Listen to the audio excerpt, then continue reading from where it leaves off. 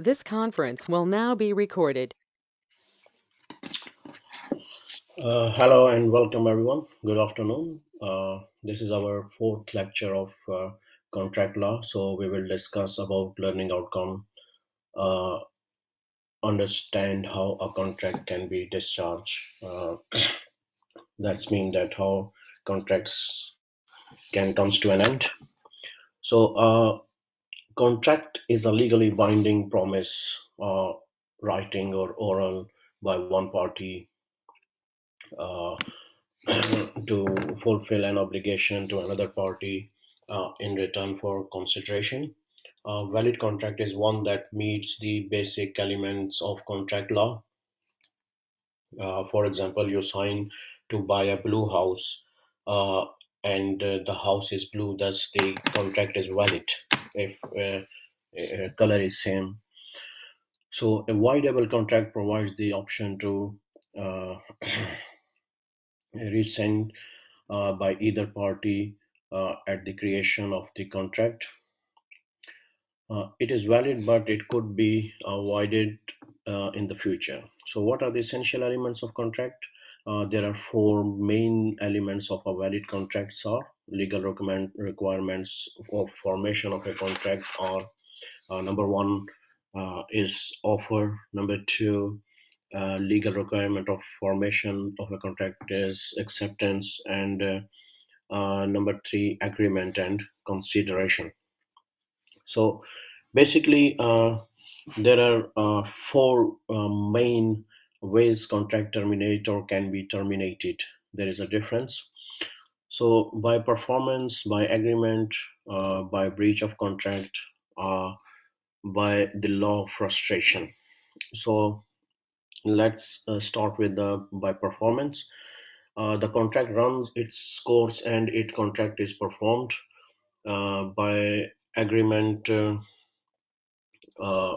If the parties agree to end the contract by agreement with another contract, breach of contract, the innocent party has a right of termination for breach of contract when party does not deliver what was promised and is in repudiatory breach or another agreed standard of breach. By the law of frustration, the underlying circumstances of contract change, which material alter the performance requirements of the contract.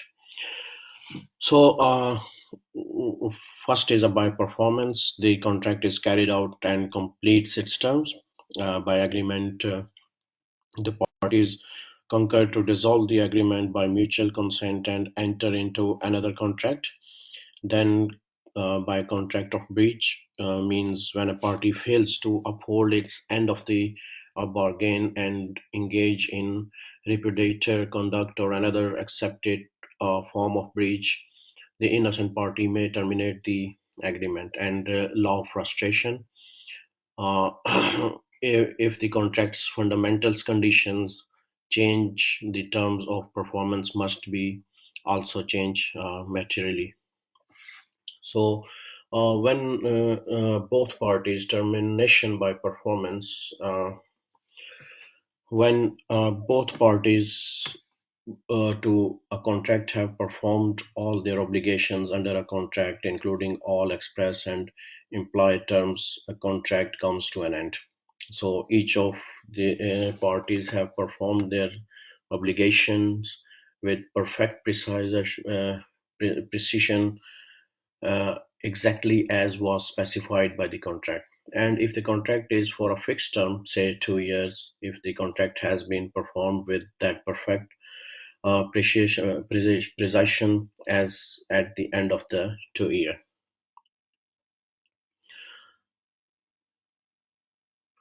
So a contract comes to an end when both parties have fulfilled all of their commitments, including all stated. Additionally, if the contract is for a certain period of time, such a 2 year, it must have been carried out precisely as of the end of that period.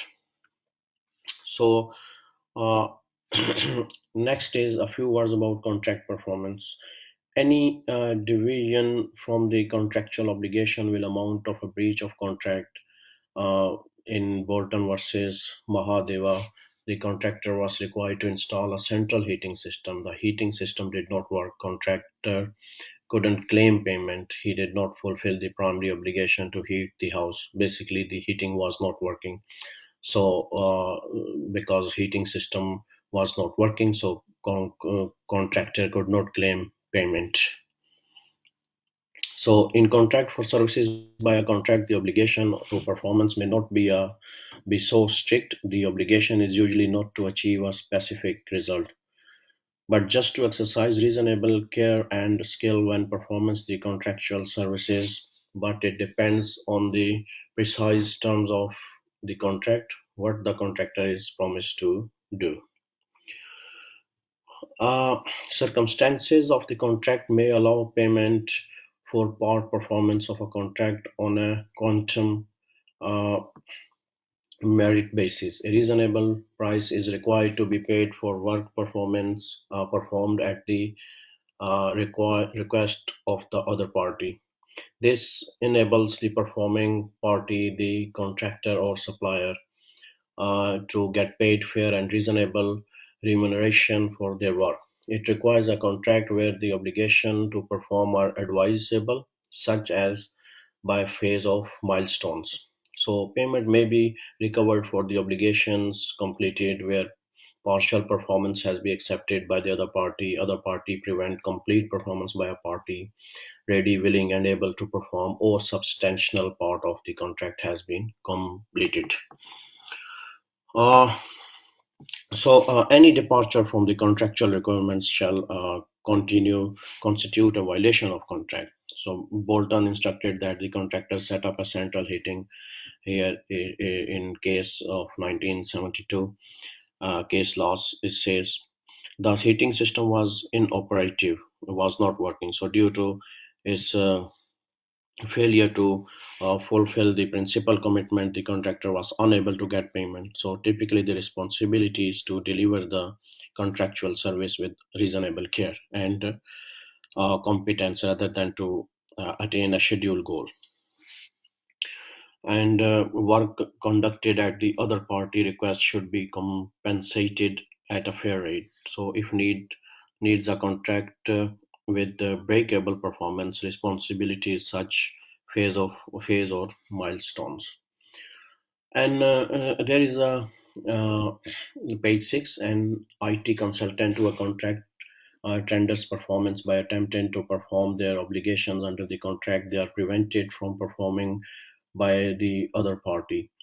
Depending on the type of contract, the trending party, in this example, the IT consultant, may be considered to have discharged uh, their obligations uh, under the agreement and the contract terminations. Uh, sorry, by other party depending discharge under the agreement and contract terminates. So, if the consultant is tendered performance is refused by the other party, they may be sued for breach of contract. Further performance is not required, uh, but the debt arising under the contract of a product or services is not discharged. In debtors creditors relationship, if a debtors tenders payment for the debts and the creditors refuses it, then they still need to pay. So if the debtor is paid after tendering performance, the money is usually paid into court as part of the defense of under. So by seeking to fulfill their contractual commitments, IT consultant tender performance under the contract depending on the kind of contract. So it may be believed that the offering party, in the case the IT consultant has fulfilled their responsibilities under the agreement and the contract ends. If a debtors offer payment for a debt and the creditors reject it, then they are still obligated to make the payment under debtors creditors agreement. So if the debtors receive payments, the fulfillment of the tender, the funds are often deposited into court as part of the tender defense. So termination of agreement. It is always open to parties to agree to variation to their contractual agreement arrangements. That includes termination it by agreement. Uh, both parties are able to consent to termination of a contract when they do. The mutual obligations to perform contractual obligations come to an end. Variation to terminate. Uh, Hello, who's there? Hello, hi Jacqueline.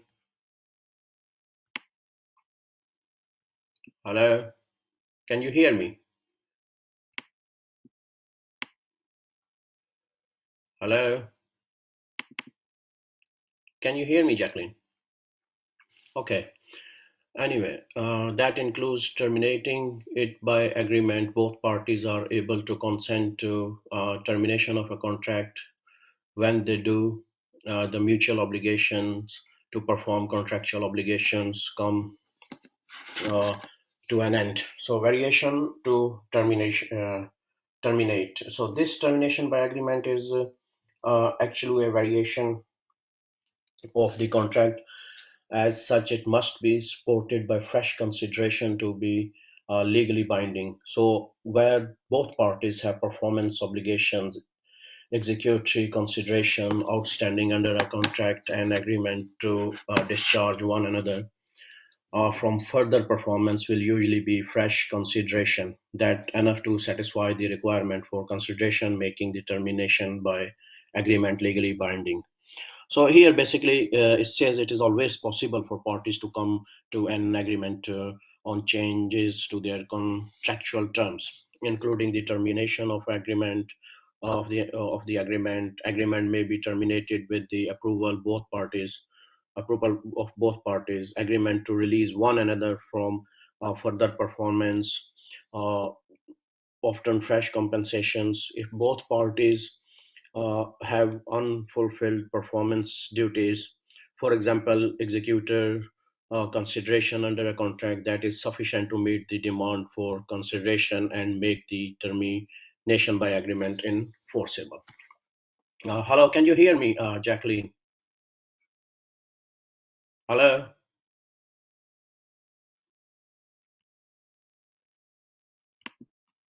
can you hear me, Jacqueline? Hello, anybody can hear me?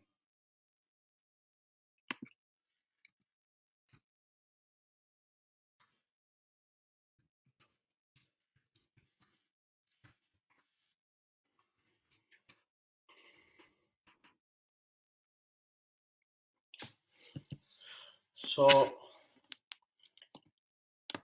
yeah, right. We'll carry on legally binding variation for termination. So for the agreement to legally binding, there must be either fresh consideration from both parties,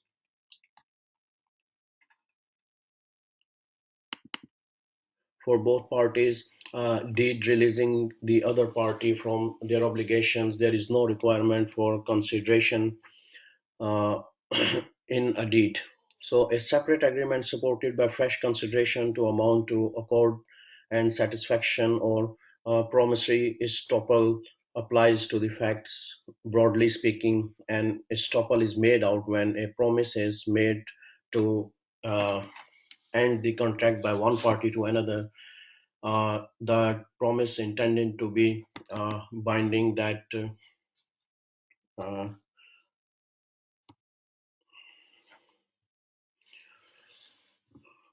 that acted upon by the other party and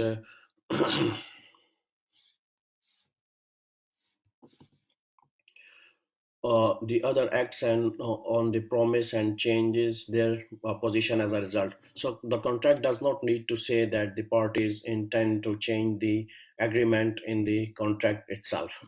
So even where a variation clause says that no variation or changes may be made to the contract, changes can be made to it by varying its term. So if there is a contractual procedure in a variation clause to change it, though that procedure should be followed. So the intention of the parties to modify the agreement need not to be stated explicitly in the contract. So, contract may be changed by changing its term, even if a provision prohibiting modifications or revisions to the indicate otherwise. However, if a variation clause has a specific method for changing it, that procedure must be followed. Uh, Conditions subsequent terms of contract can be built into a contract to terminate it. These are known as conditions subsequent. A condition subsequent stipulates a stop of affairs which cause existing contractual obligations to come to an end. So the state of affair, whether an event takes place or does not take place, does not have to be out of control of the parties. So contract may basically here he says that include provision of terminations. There are referred to as the following conditions. Following conditions specifies a situation that terminate any ongoing contractual obligations, current situation, whether an event occur or not. So does not always have to be beyond the party's control. So next termination for breach of contract. Termination for breach of contract requires a repudiatory breach of contract. Okay, here's the TLDR conduct is repudiatory. It is deprive the innocent party of substantially the whole of the benefit intended to be received for performance of the obligation under a contract. So this known as the substantially the whole benefit test. Repudiatory breach is often expressed as a breach goes to the root of the contract. So repudiatory violation of contract is necessary for termination for breach of contract.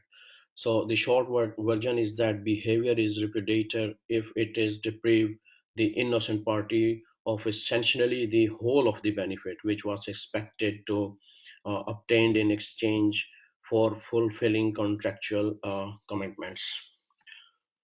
So breach is the breach serious enough? So to terminate the contract, it says that it is a serious breach or what. So if it needs to be a serious breach, not a breach of warranty, that is a breach of a condition or breach of uh, in nominate, aka intermediate term, which deprive the innocent party of substantially the whole benefit of the contract, are repudiatory breaches of contract and therefore sufficiently serious or terminate a contract. Hello, anybody can hear me? Okay. Uh, the next is contract may set out a different standard of breach, such as a material breach, fundamental breach, substantial breach, or serious breach.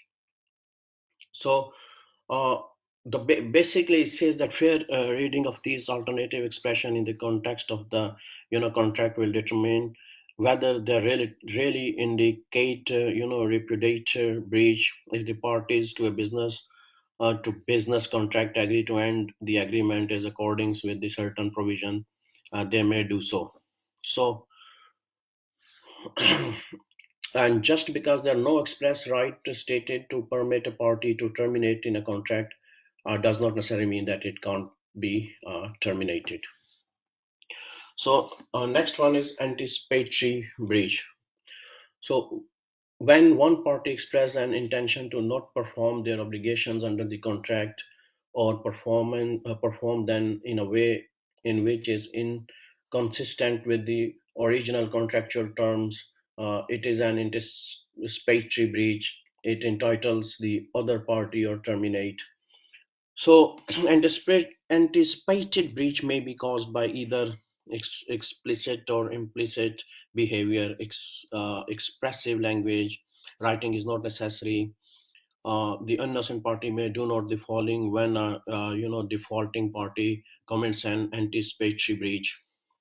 So we basically wait and let the party in breach to properly carry out in contractual responsibilities. The party in violation forfeits the rights to terminate if they do this. So has the option of confirming the contract by fulfilling their responsibilities under it. So when the innocent party needs to other party's assistance to carry out the agreement, or if they have no genuine stake in its fulfillment, neither option accepting the repudiation or terminating the contract is, if possible. So the option of accepting the repudiation or terminating the contract is not available where the innocent party requires the cooperation of the other party to perform the contract, or if they have no real interest in performance of the contract. So when there is a repudiatory breach, okay. So when there is a breach of contract, it does not automatically discharge the contract. Once you have a right to terminate, it must be exercised to terminate the contract. The exceptions to this rule are rare and limited. So until the right has been exercised, the contract continue in force. The right to terminate is exercised by telling the party in breach that the contract is terminated. It helps to explain all the reasons why to when you do. So when a contract is terminated, the performance obligations under the contract are discharged at the date of termination. So, however, performance of secondary obligations are not discharged and continue in such force, such as maintaining the confidential information of the other party or obligation to party damages for any losses caused to the innocent party. So, violation of a contract does not, inevitably result in its termination. You have a right to terminate. If you have a right to terminate, you must use to in order to end the agreement. So next one is wrongful termination. So attempting to terminate a contract in absence of a repudiatory breach is a repudiatory breach in its own right, even if you are mistaken and think that a repudiatory breach has been committed. So when that happens, it means that the other party to treat the contract as discharge and claim damages. This happens when an innocent party think they have a serious repudiatory breach and they don't. For example, here is talking about one of the case law, which is navigation versus Molina Alpha, Federal Commerce and Navigation versus Alpha 1979. The owner of a ship wrongly believed it was entitled to repudiate the contract. It was not. So the repudiation was wrongful, and therefore the other, new now innocent for legal purpose party could treat the contract as discharge, that because the owner was in repudiatory breach itself. So even if you believe that a repudiatory breach has been committed, trying to terminate a contract in the absence of a repudiatory breach constitutes a repudiatory breach in its own right. So if such occur, the opposite party will agree regard the contract as discharge and will seek uh, compensation or damages. So remedies of breach of contract or compensations or remedies means that basically says that damages are the main remedy for contract violation. It may be possible to get injunctions to prevent further violation of the agreement. So if the agreement has not already been cancelled. So the primary remedy for breach of contract is damages.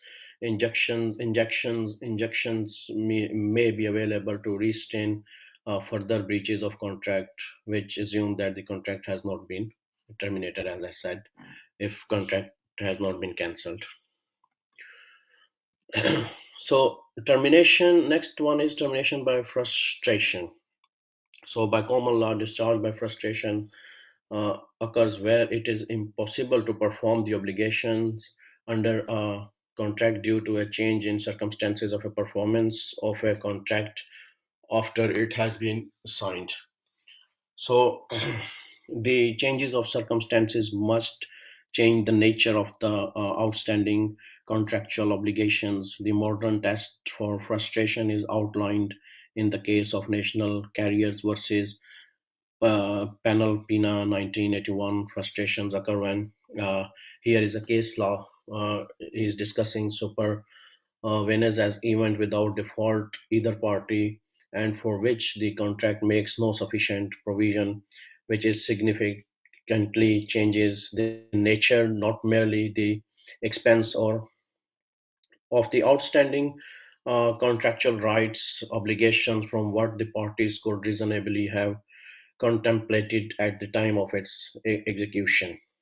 So that it would be unjust to hold them to the literal sense of its stipulation in the new circumstances. So discharge by frustration rise when it is impossible to carry out the terms of a contract, because those terms have changed after the contract has been signed. So the nature of the unfulfilled contractual duties must alter as a result of the change in circumstances. Example situation of graduate here is talking about one of the case law, Taylor versus Caldwell 1863. A contract to hire a music hall was frustrated when the hall was destroyed by fire. Uh, another is a party whose individual rather than a separate legal entity to the contract dies, or uh, it is seriously incapacitated.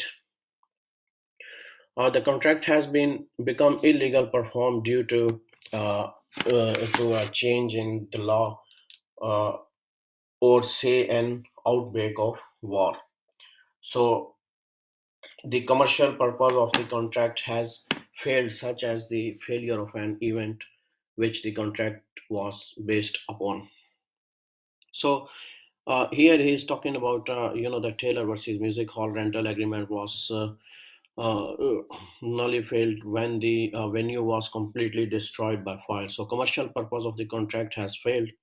So such as the non-occurrence of an event on which the contract was predicated, a party to the contract dies or becomes seriously disabled, or contract can be terminated. So frustration will not apply to discharge a contract. So uh, anybody can tell me frustration will not apply to discharge a contract or not? What? Any idea? Okay, right. Simply because inconvenience has been caused, or rather, has been an increase in expense or loss of profit. Uh, in Davis Contractors Limited versus Fairham UDC 1956, it was agreed that a council estate would be built at a fixed price. So, due to bad weather, strikes, and shortages, delays uh, ensued. This estate was built at a loss. The contract had not been frustrated, it was just more expensive to perform the contract. The contract contains an express provision such as a force major clause. Uh, hello?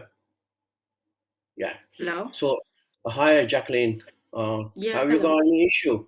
Uh, Yeah, I've got an issue with the internet oh, connection. okay, all right, okay. I was thinking, so there you can see Yeah, that there's the issue. if you could kindly send me the link to the live lessons later, I really Yeah, appreciate yeah, it. that's fine. Today is the last lesson, so you mean to say that for next week? Yeah, yeah. No, I Yeah, mean yeah, for today's lessons. Today's lessons.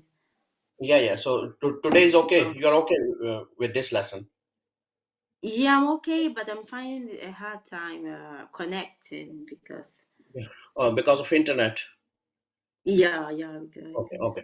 Anyway, we are just that it's quite unstable. middle of this lesson, so we'll discuss after that. Okay. So I'm here. That frustration Yeah, will yeah, not sure. apply to discharge and contract. So frustration is self-induced, and one of the parties which had a choice regarding performance. the event was reasonably foreseeable by either party as at the date of the agreement. So, terms of contract. So, terms of contract basically, if I say in my own words, agreement include a variety of terms that provide cancellation rights for business to business contract. So there are a wide area, of contract clauses that can appear in agreement to set up business to business contract cancellation right. So ability to rely on cancellation right lawfully depends on express terms of the specific contract and terms of contract which would be implied by law.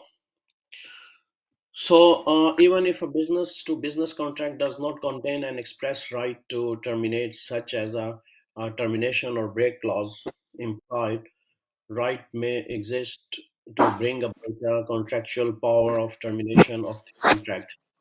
So, it might be that the term of the contract contains an automatic renewal clause.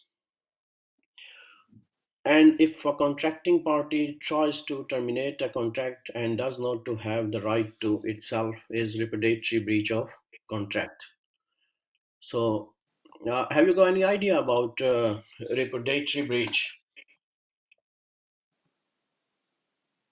Hello, can you hear me, Jacqueline? Hello. Yeah, I can hear you. Hello. Have you got any idea about repudiatory breach? No. Okay, basically in contract, you know that repudiatory breach is a contract or situation where someone, or one party refuse to do something that they should do by law or legally, that required to do. Okay, Okay. so next is page 20, is talking about COVID, coronavirus and termination. For example, it is widely accepted China uh, is the workshop of the world. It is known for manufacturing goods of all standards. There's a real risk that the temporary closure of factories rising from COVID-19, coronavirus 19, and affects delivery on short supply chain and businesses that rely on just-in-time procurement. Okay, Okay. so it's a very simple that it says that affected because of COVID-19, 2019. So next one is is talking about examine Yeah. the difference between breach of conditions, warranties, and innominate terms. So uh, contractual terms can either be conditions, warranties, or innominate terms. Traditionally, contractual terms were classified as either conditions or warranties, and then uh, categories. A category of innominate term was created in Hong Kong. Fair shipping. It is important for parties to correctly identify which terms are to be conditions and which are to be warranties. So Uh, basically, contractual terms might be conditions, guarantees, or identified terms. So, contractual ones were formally, categorized as either conditions or warranty. So, he is giving you example of fair shopping invested the concept of in nominate words. When a contract has been broken, it is crucial to identify basically kind of provision was violated in order to establish the appropriate remedy. So where there has been a breach of contract, it is important to define which type of term has been breached in order to establish the remedy or compensation available. Okay. uh, are you okay, Jacqueline? Is it working now?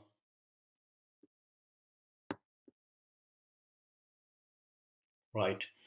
So condition is a major term of the contract which goes to the root of the contract. If a condition is breached, the innocent party is entitled to repudiate the contract and claim damage.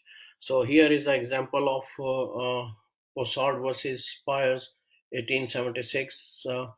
Madame Possard entered a contract to perform as an opera singer for 3 months, she becomes ill 5 days before the opening night and was not able to perform the first 4 nights.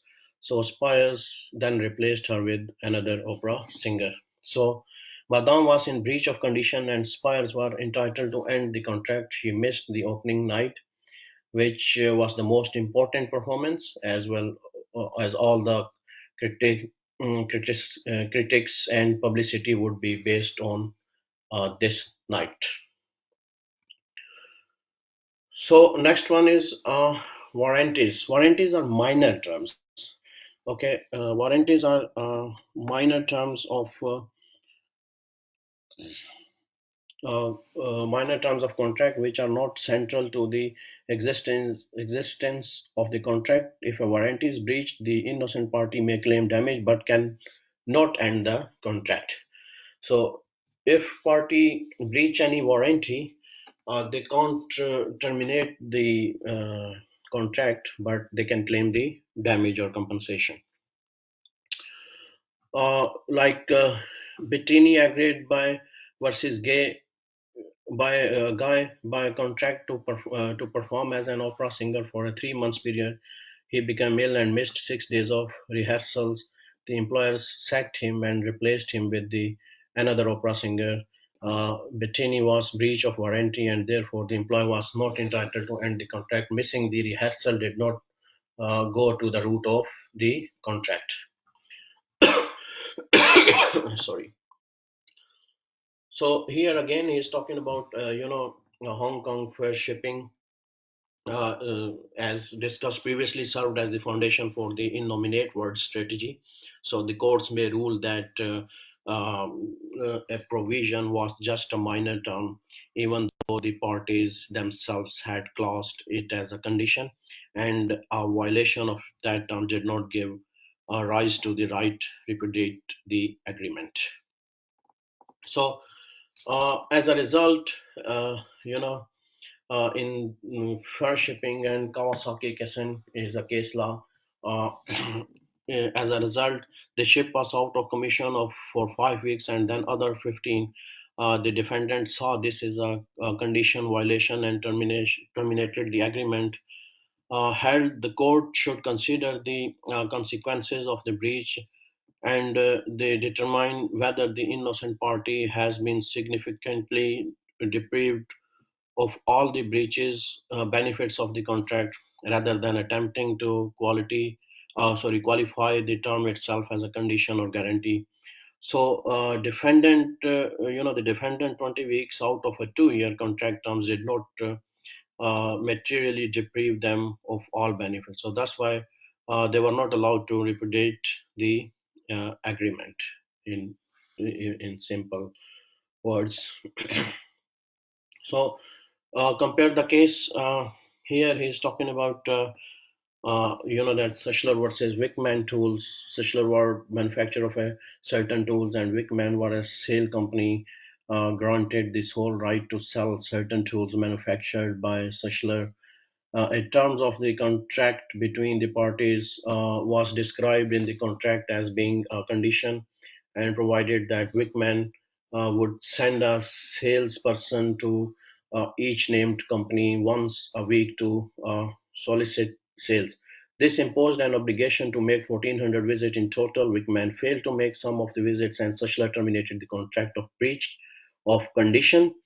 So, hell, despite the fact the contract had expressly stated the term was a conditions, the House of Lords held that it was only a warranty.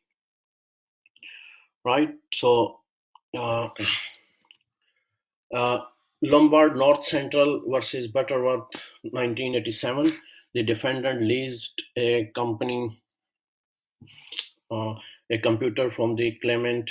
The claimant was to pay £584 by 20 installments by 3 months. By terms of the lease agreement, provided that punctual payment was required, and a breach of this term would entitle the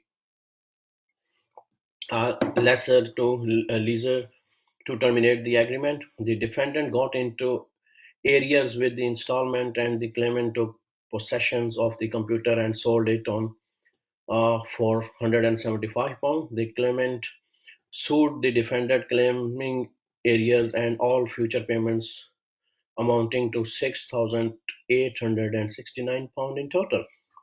So held. The term releasing to prompt payment was a condition. That condition was prompt payment, quick payment. The parties by either agreement had demonstrated that prompt payment was an essential term, and the consequence of breach was clearly set out.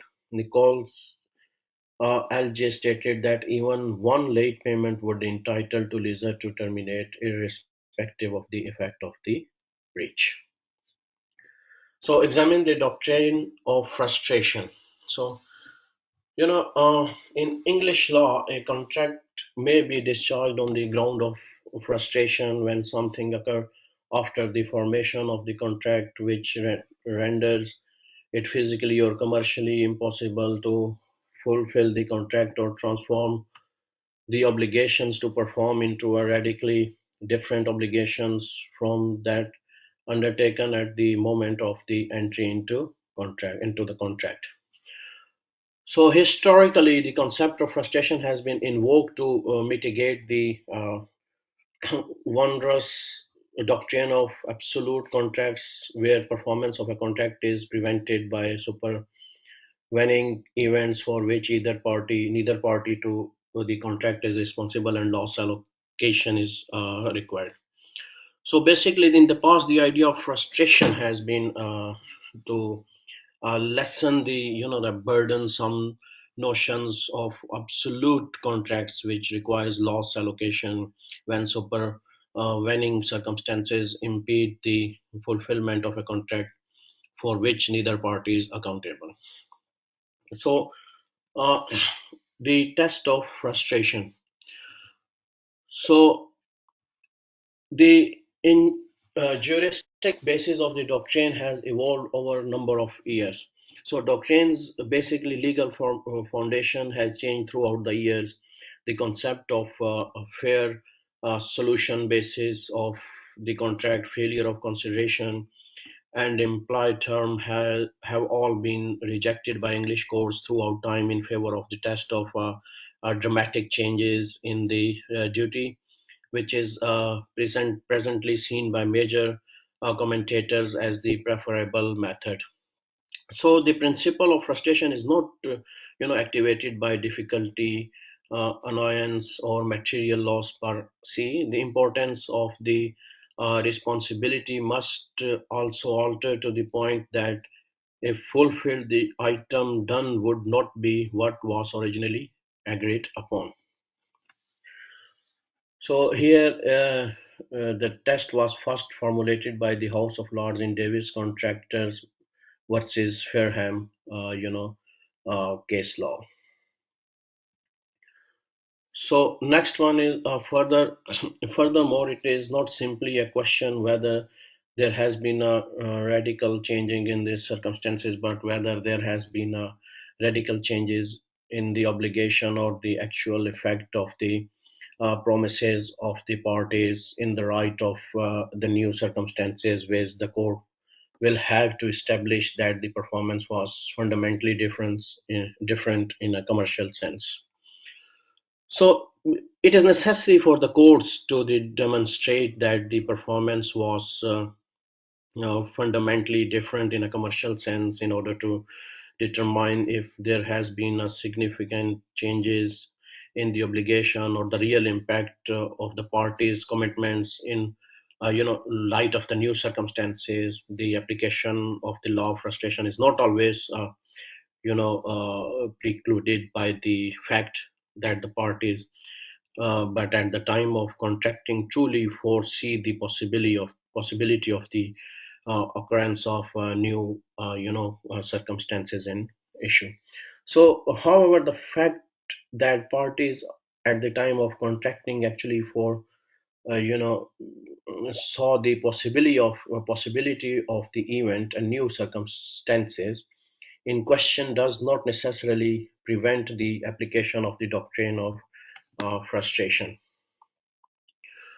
So there are 5 points key frustration features of the doctrine of frustrations. He is talking about Laureate then versus which smaller BV super servant to uh, out the following five propositions which he regarded as the essence of the doctrine. So the five positions: frustration, mitigate the rigor of the common laws, insistence on literal performance of absolute promise doctrine, operate to kill the contract and discharge parties from further liability under it. Frustration brings a contract to an end forthwith, without more, and automatically. It should not be due to the act or election of the party seeking to rely on it, so that there must be some outside event or uh, extraneous change in the situations. A frustration event must take place without a party fault, for example, cannot be self-induced. So basically, fourth point that believed to be a sense of the doctrine where follow as that follows: frustration lessen the strictness of the common laws, requirement of literal performance of absolute promise, and the doctrine functions to kill the contract and release parties from future liability under it. So frustration brings a contract to an end, so forthwith, without more, and automatically. So legal effect of frustration. English law views is that frustration operate not only automatically without the choice or election or either party, but also totally. What this mean in that the obligations of both parties are wholly discharged in so far as performance of them had not fallen due when the contract was frustrated. So basically, frustrations work not automatically but also completely. This implies that, in as much as fulfillment of those duties had not become due when the contract was frustrated. So both parties are fully released from those responsibilities. So English authorities have rejected this strategy basically, uh, because it would result in uncertainty with regard to the contents of the parties, so contracts, and put them in the unfavorable position of having to have their contracts drafted by the court. So here he's talking about law reforms 1943. The legal consequences of frustration relating to recovery of payment made are broadly covered by the Law Reform Frustrated Contract Act 1943. Basically, the Law Reform Act of 1943 generally addresses the uh, uh, legal reforms of frustrated contract law with regard of the to the recovery of monies given. So here, a practical illustration of frustrations. So basically, the expression frustration of contract refers to the general doctrine of discharge by supervening events, irrespective of the type of event which brings about discharge. Over time, the English authorities have addressed a number of events that potentially give rise to frustration. The following is a non-exhaustive list of such events. So, like destruction or unavailability of the subject matters, death, illness, incapacity of a person, dissolution or supervening incapacity of corporation, frustration of purpose, and or changes in law, outbreak of war, delays sufficiently long to frustrate the party's commercial adventure, method of performance impossible. So basically, English government has addressed variety of situation that might lead to uh, annoyance over time. So non-exhaustive list of similar, as we discussed here, it as your slide says as well, destruction or non-availability of subject matters, death, illness, incapacity, person, dissolution, so defeat of purpose, outbreak, war. So uh, these kind of stuffs, method of performance impossible or fundamentally different. So That's it. Review of the convention on contracts for the international references here. So that's it for today. You know, Basically we discuss what is contract law.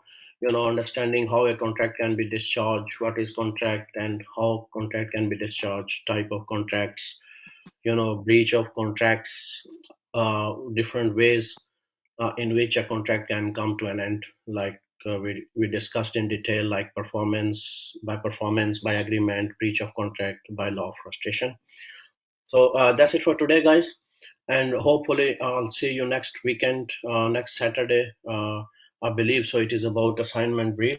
So have a lovely evening, and my name is Yasser Gulfraz. If you need any question, any help, or Sorry, if you can have I? it, I'll just come to Sorry. you. Just give me a second.